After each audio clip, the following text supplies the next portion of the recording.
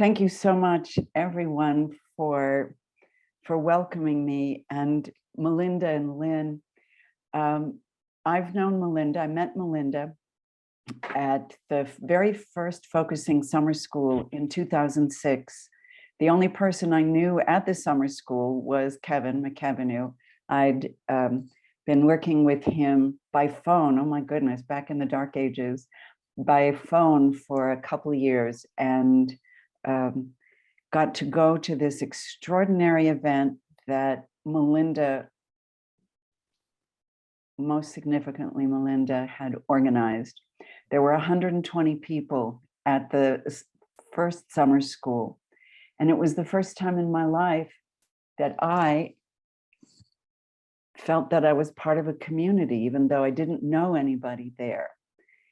My first experience of whole body focusing came about maybe in a way that comes about for many of us.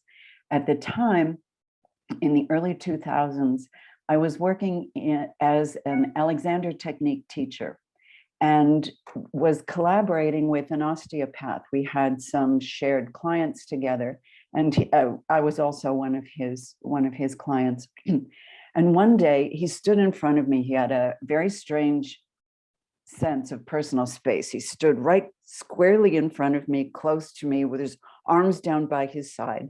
And he said, "There's this guy, Kevin, coming down here from Toronto to do a workshop, and you need to do it." And since he'd never spoken to me in that way, I understood I needed to do it. So I went to the weekend workshop. And at the time, I guess I was about 5 or 6 months into a process of vision therapy. I have my eyes and my brain probably always had dysfunctions that became huge about 2 years before this time. They don't see the horizon at the same level. They don't converge and diverge organically. They don't track, which is not only in reading, but in just looking around. And I can't remember what the fifth category was.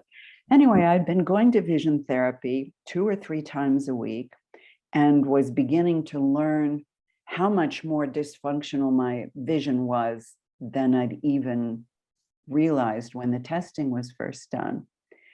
And I was in a workshop with, I don't know, 10 other people. None of us knew anything about focusing. None of us knew anything about whole body focusing.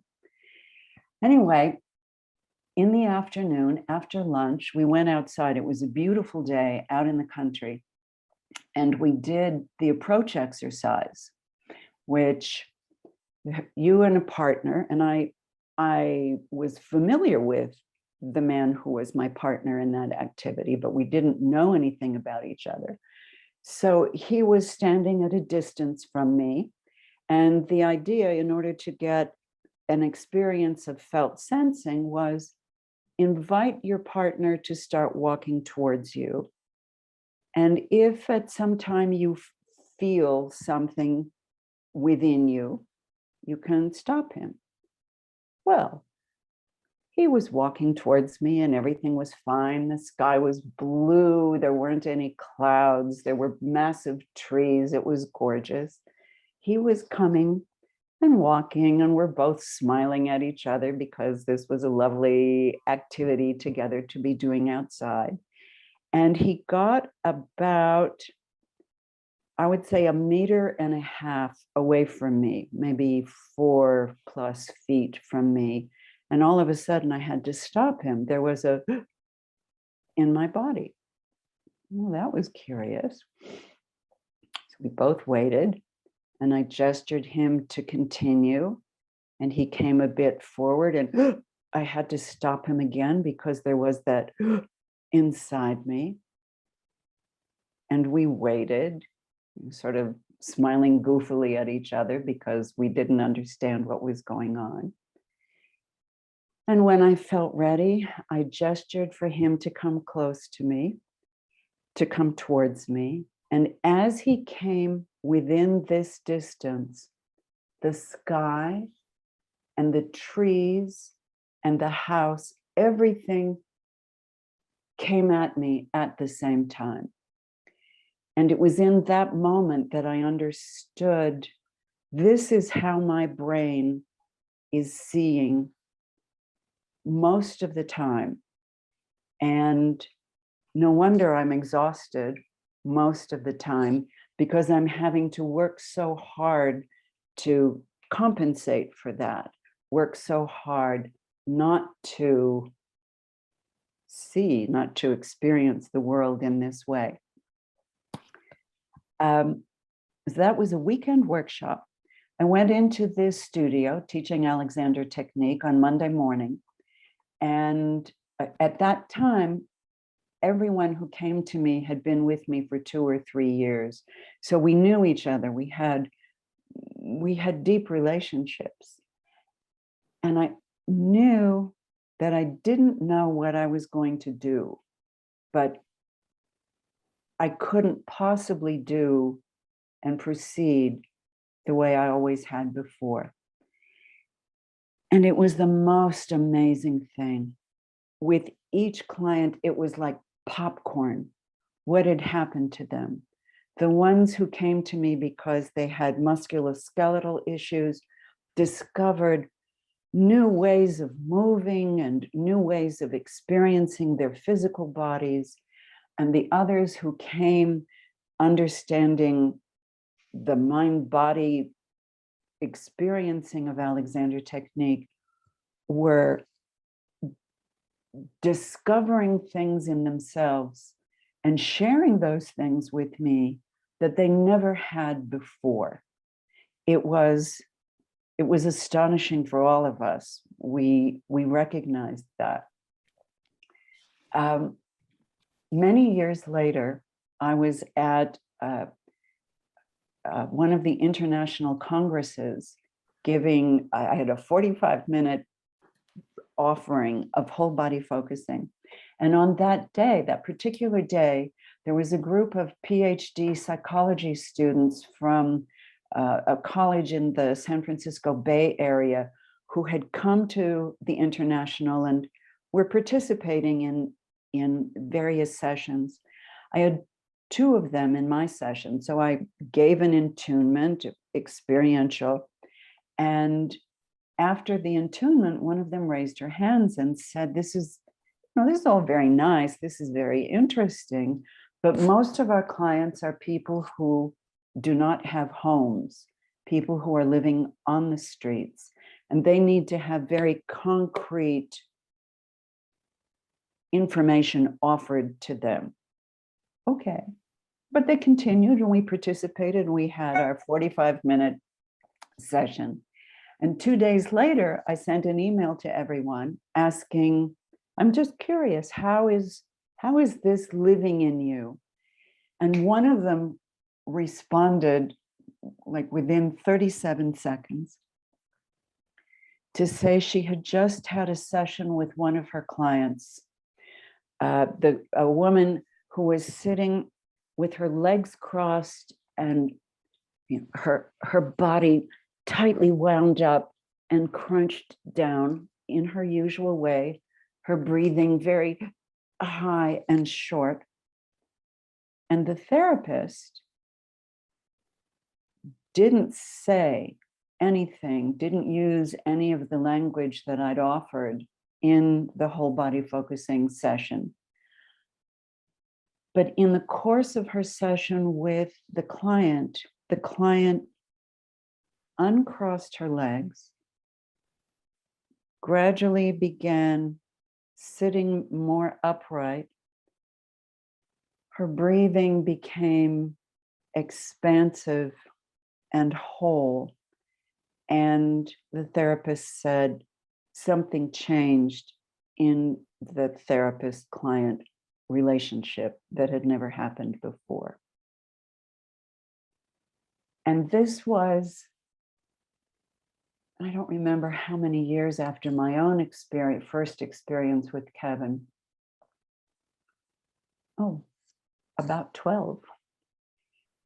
And from hearing her explanation of what had happened in the session with her client, I suddenly understood that she, the therapist, something in her had become transformed. And without her consciously knowing about that, whatever was in her bodily self was communicating, sharing something with her client that affected her client in this positive way that opened up what became more possible in the therapeutic session. So I want to step back from that, feeling like, oh no, I've just walked into a huge hole.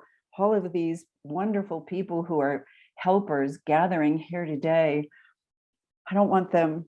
What if they don't experience a transformation like this? Oh gosh. And then because you're helpers, you experience, it's within you, it's part of your training, it's part of your experiencing that we have no guarantees of what will come about in one session. We don't have any guarantees of what is possible to come about in a number of sessions. And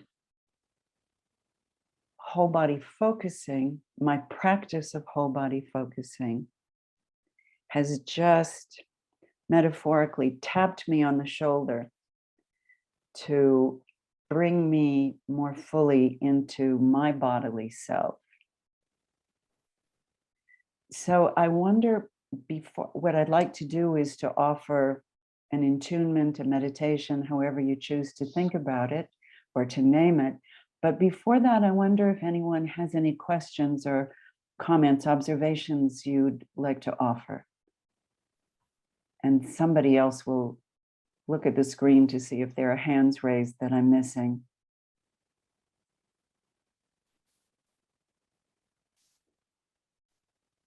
You can just unmute yourself and speak out. Yeah. Oh, this is lovely.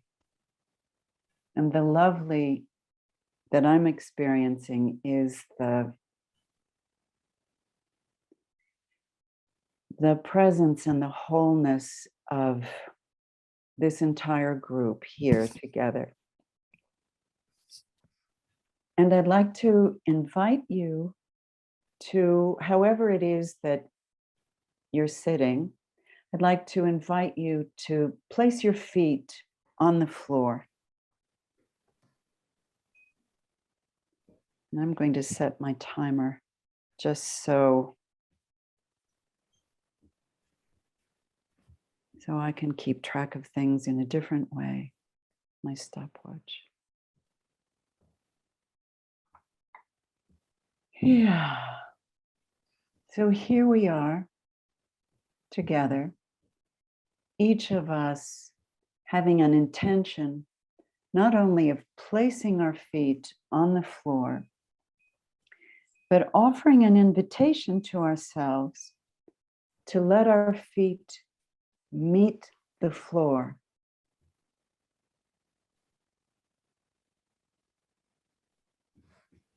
And in allowing my feet to meet the floor, I'm allowing my whole self to know that the floor is meeting my feet.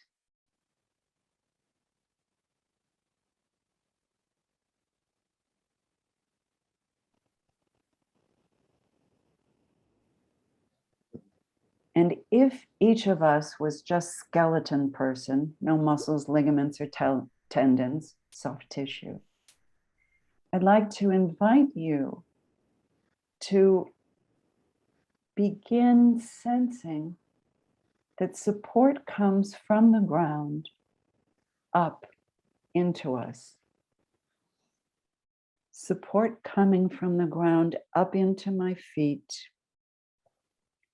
and flowing from my feet up and into my low legs. The support flowing up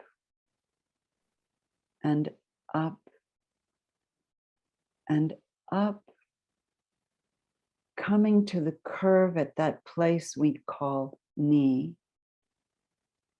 Support continuing to flow through the large bones of our thighs.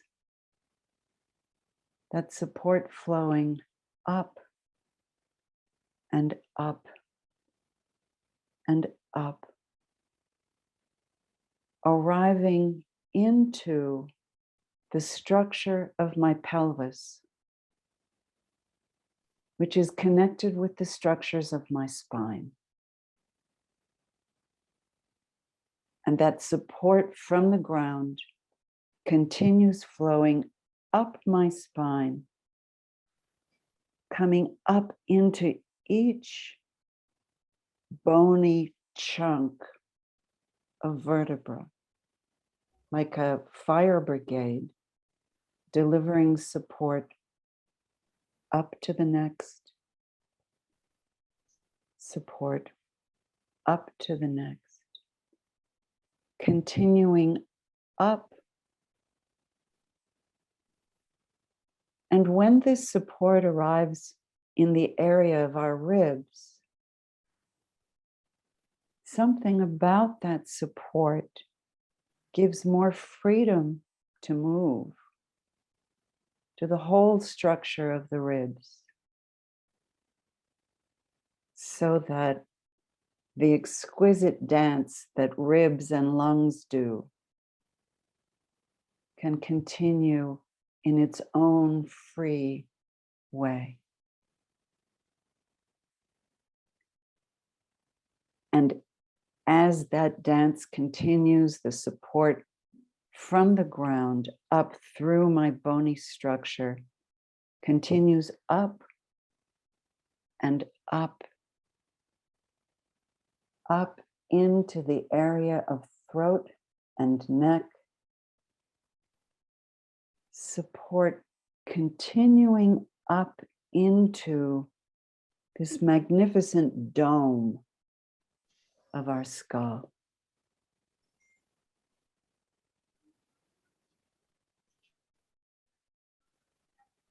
And just place your hand on the top of your head for a moment. And there you are, meeting the floor. Your feet are meeting the floor is meeting your feet, support is coming up. And even though we don't actually feel it, that support is coming up into your skull. And you can let your hands rest down. So here we are, feet meeting floor, floor meeting feet. And as the support continues moving up, if you think architecturally, you want to hope that the people who constructed the building you are living in understood the principles of physics, that the support that goes up needs to be able to meet the force coming down. So here we are, letting the support continue coming up as you begin thinking of the roots. If we were trees, we would have a long, strong mother root that goes down into the earth deeply. We would also have vast systems of roots branching out in all directions, unfurling, uncurling, reaching into the earth for nourishment, reaching across to other trees to be in communication with each other, to provide support.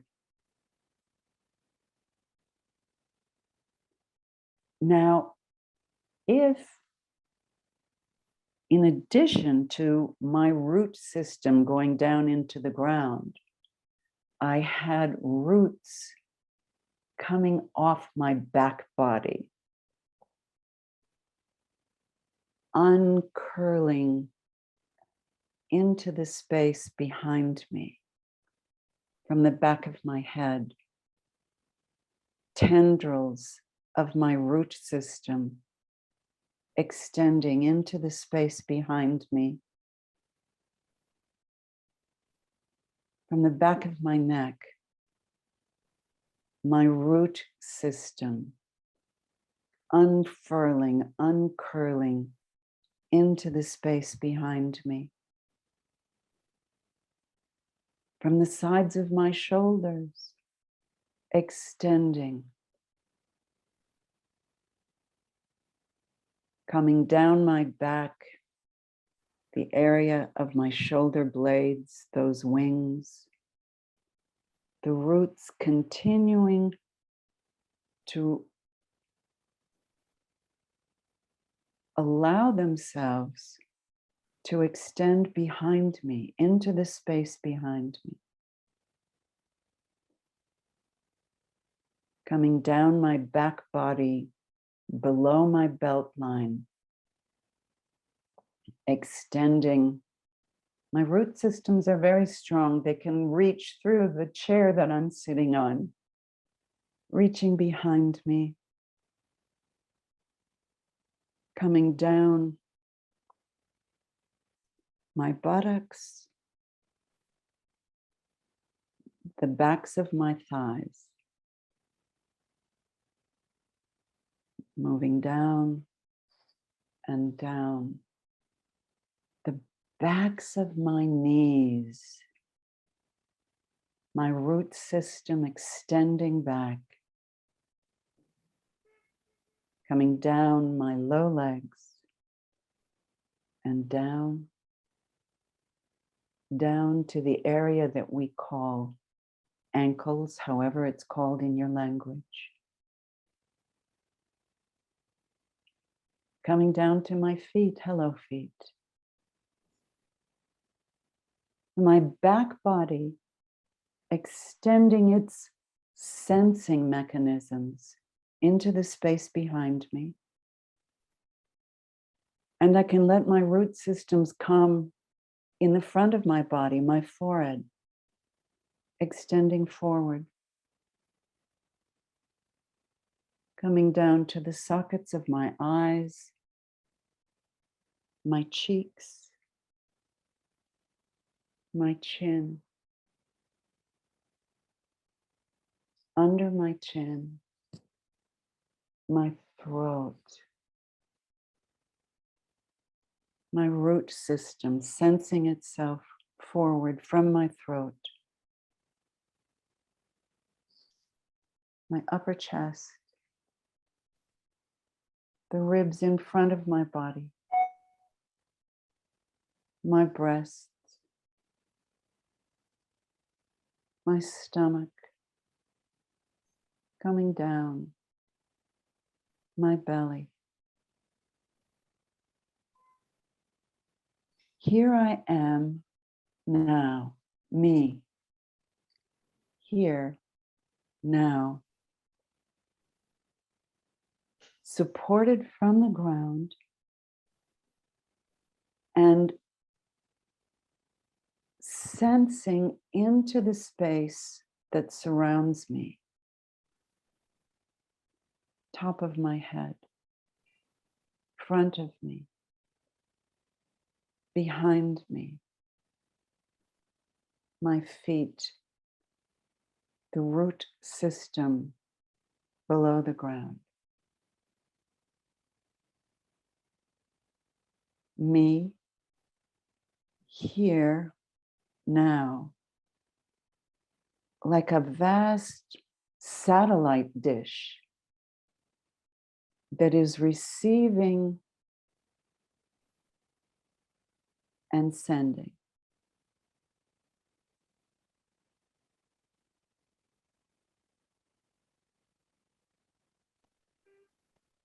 We have nerve endings throughout our bodies.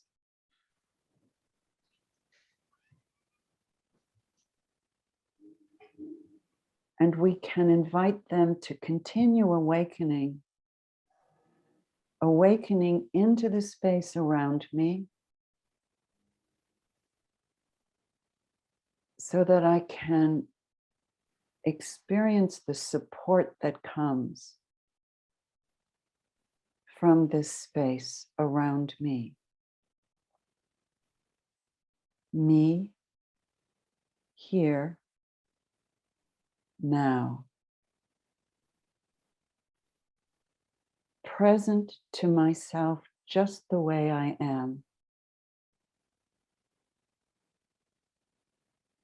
Present from myself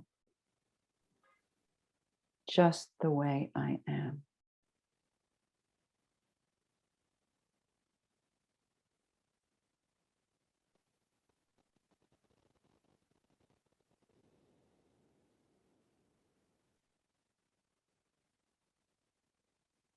And I invite you to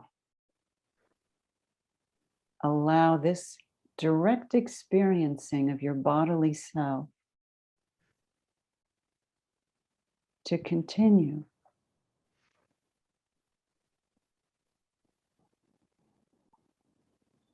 Jean wrote, "Your physically felt body is in fact part of a gigantic system of here and other places, now and other times, you and other people.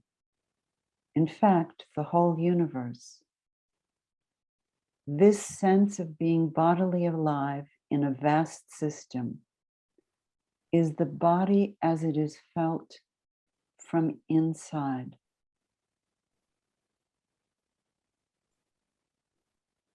Me, here, now, just the way I am." Kevin, in a session I had with him last week, said about himself, "I can pick it up in my own body, that which I, Lynn, was experiencing in my body." He said, "I can pick it up and then can support it. That's what it means to be heard. And something opens up in you. Life in you is opening up. I feel that, and in turn feel heard inside of me, Kevin. There's a mutual expansion happening."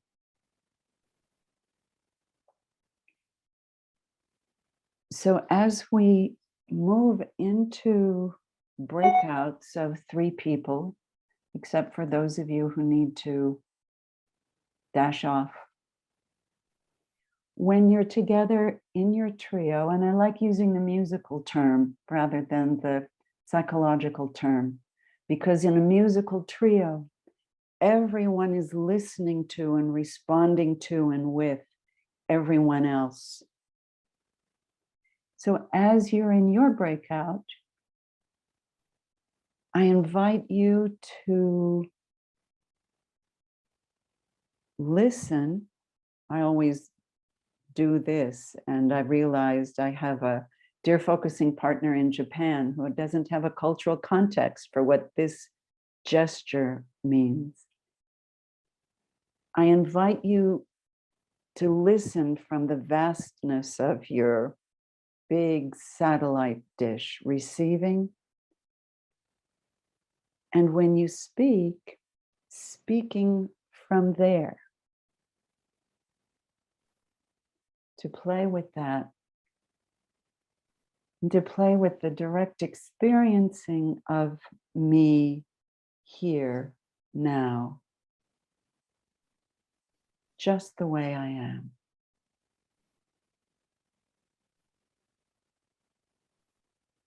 Does anyone have any questions before we go off into the breakout?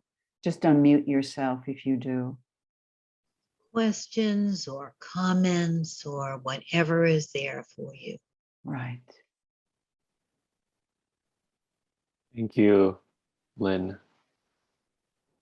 I was wondering if there was something more than, it's funny to say something more than the whole big satelliteness of this receiving that you wanted us to discuss or to tune into while we're in our breakouts, trios.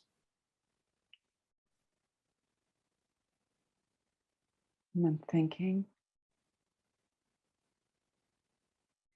And I've just closed my eyes as I think. And what's extraordinary is that my feet are buzzing as I'm experiencing, feeling the connections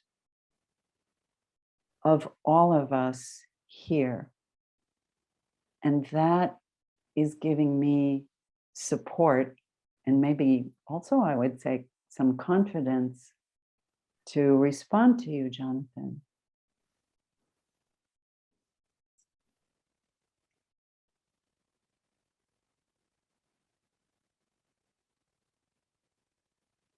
And I believe the answer is no. that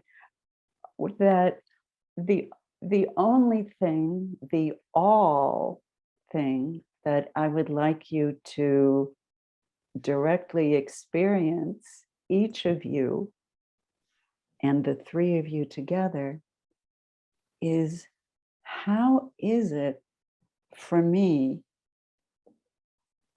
when I listen, when I take you in, when I receive you from the all of me? And how is it when I speak from? How is it when the words come from within my bodily system, which is my physical body, the envelope of my skin, my physical body, and the more inside and the more outside. That was a lot of words. Thank you, Jonathan. Anyone else?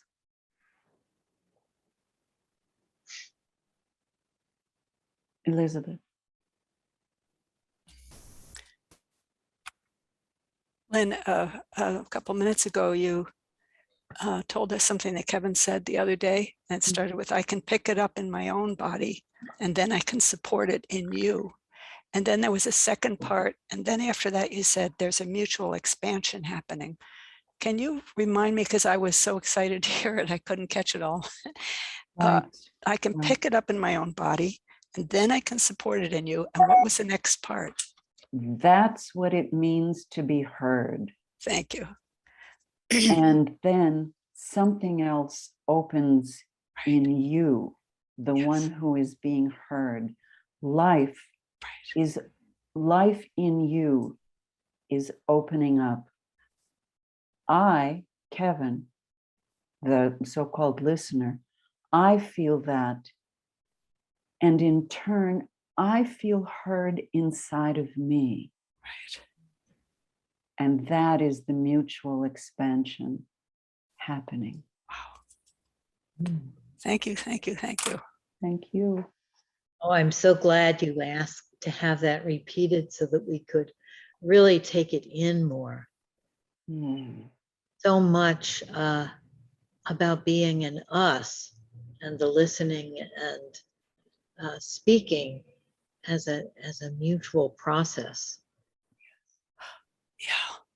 Yeah. I hate to say it, but I wouldn't even mind if you read it again. I'm sorry. Yeah, I'd like it put in the chat. If someone can type it up, thank you. That'd be nice. If I put it in the chat when we're in the breakout, will that work? Or when we come back, or No, it will not show up. it won't show up. Thank you, Matano. Thank Thank you, you, Marika. Matano. I'll read it again. Wow, I really. You could Mm. type it somewhere, anywhere while we're in the chat and then paste, while we're in groups and then paste it into the chat when we come back. Ah, and then it can be shared afterwards for anyone Yeah. who left. Thank you. So let's, each of us, all of us, because we are no longer each of us, boom, boom, boom, boom, boom, little pictures. We are we are in this unique relationship, grounding, letting our root systems sense into the space around us.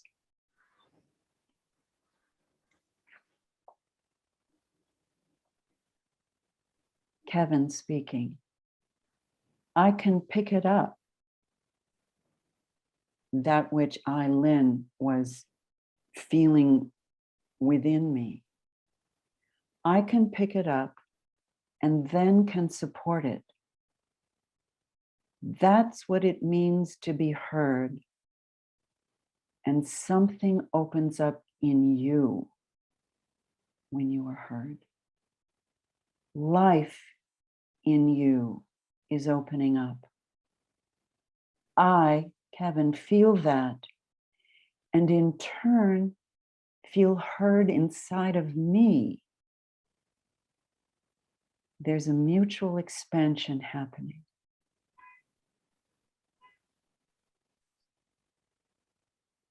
So when you're in the breakout, this is a funny thing to say. Perhaps you can think in the breakout, well, this is all about me. This is all about my body grounding, extending into the space, receiving the space. As I'm hearing you,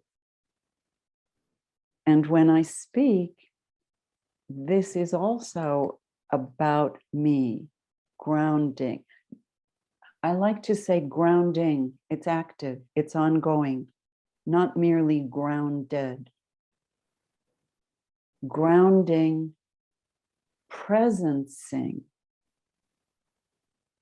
from me here, just the way I am.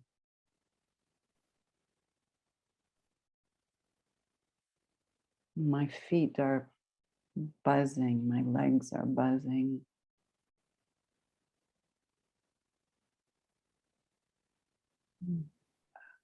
Not only in excitement for witnessing, experiencing all of you, but for what's coming from you to me.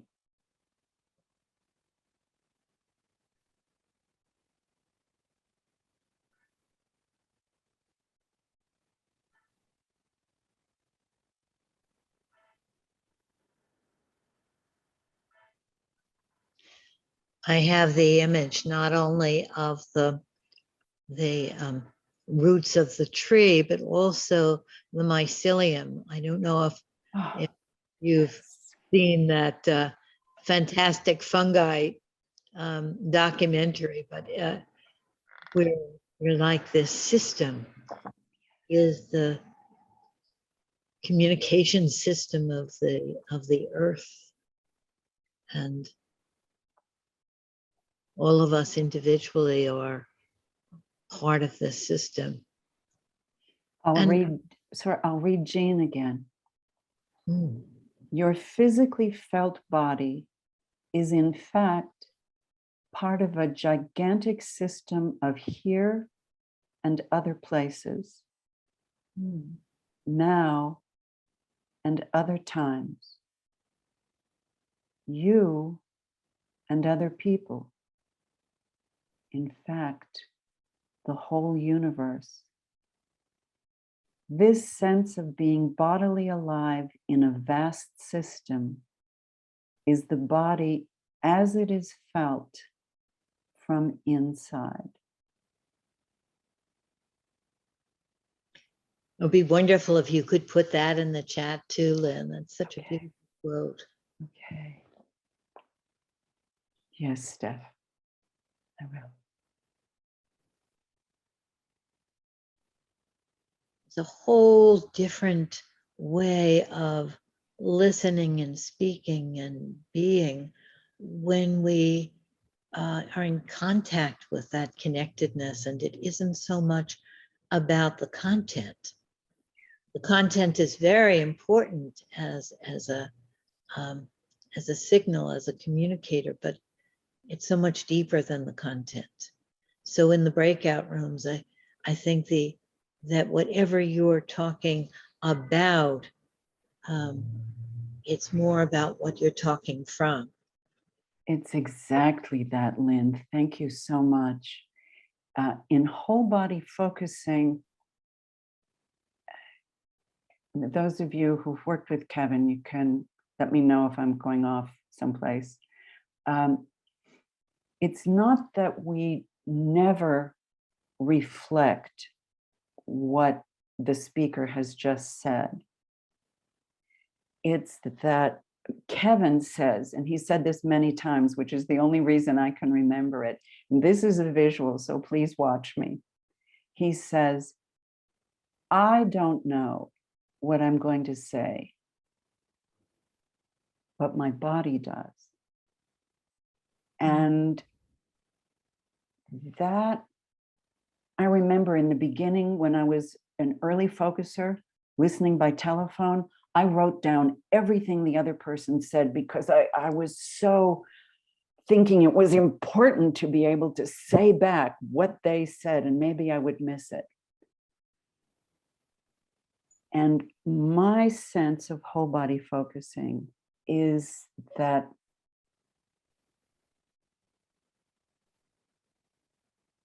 almost that we're listening beneath the words, that we are taking in the, I don't know, the tone, the whatever this gesture means in you. And also, as Jean says, he came to some of the summer schools for a day, and he was doing a demo with someone, you know, Jean sitting slouching, folded into his chair. And he was working with a young woman. She was speaking, and he offered a response saying, you know, is it like such and such and so and so? And she said, no, it's not like that. And he turned to us in his impish way and said, they'll always let you know when you're wrong. So responding from the all of you,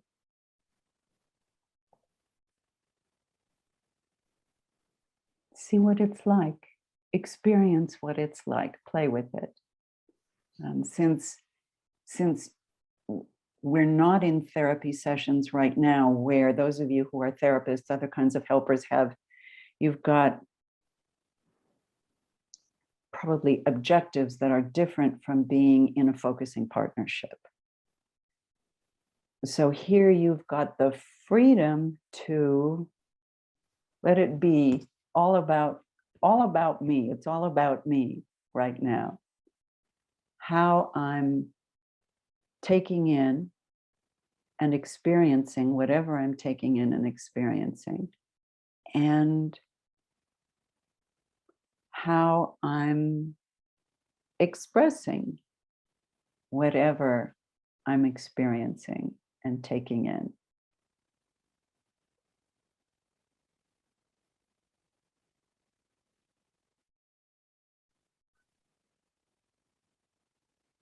Shall we go to the playground? You've invited us in such a delicious way. We're eager to play with that. So I think it's like 5 after 9, and we'll come back at 9:30. Yeah, 25 minutes. Yeah, 24 minutes. Yeah. I'll have 24 minutes and 3 people in a room. And so maybe 5 minutes for each person, and then a little time to talk in the triad about what the experience is like speaking and listening from this place. Does that Well, sound? Actually, if it's your custom to speak one at a time in that way, you're welcome to do that. But it may also feel that you want to be more conversational. What Kevin and Karen Whalen call heartfelt conversation, which comes from this deeply connecting way. And how do I want to say this? Wow, Cassandra, maybe you can help me with this, because in our trio, we have a process of one person speaking and the next one that something might come from what the first person said that brings up something in you. So when you get into, how about this? When you get into your breakout, you'll have a little conversation about how you'd like to be together. Monica. Hi. Hi, sweetie. I just want to share just because kisses to everyone, just because you said about the Heartfelt Conversation, and I have been part of Lynn Preston group lately, and also about the living conversation. Or so for me, the living conversation of Lynn is exactly a heartfelt conversation in whole body focusing. So for me, it's not different. So whoever is not related with the heartfelt conversation is exactly what Lynn has been talking about lately, about having the risk to express from within whatever it comes you alive in the present moment in the interaction. So I thank you for pointing out, Lynn, because it brings me a lot of excitement in my body that there's many different ways to rephrase what is to be in presence to another person from the bigger system. Okay. Thank you, Monica. I'm excited about our doing the breakout rooms as a conversation. And I remember Jean saying, well, what makes a real conversation is when there's room for a pause or to ask the person to say a bit more about that. And this whole body perspective really leads us to that, to be able to pause. When I'm teaching, offering classes in whole body focusing, I get people out of their seats, moving around, and then pausing, moving and pausing, so that there's a direct bodily experience of pausing, rather than pause being an intellectual concept, which, yeah, I know how to do it, but this is, I know how to be from it. It sounds so inviting. I wish we could all be embodied in one space here. And well, I'm feeling the presencing of everybody. Shall we go to the breakouts? And dance, right? And dance, yes. right, we're ready. Right.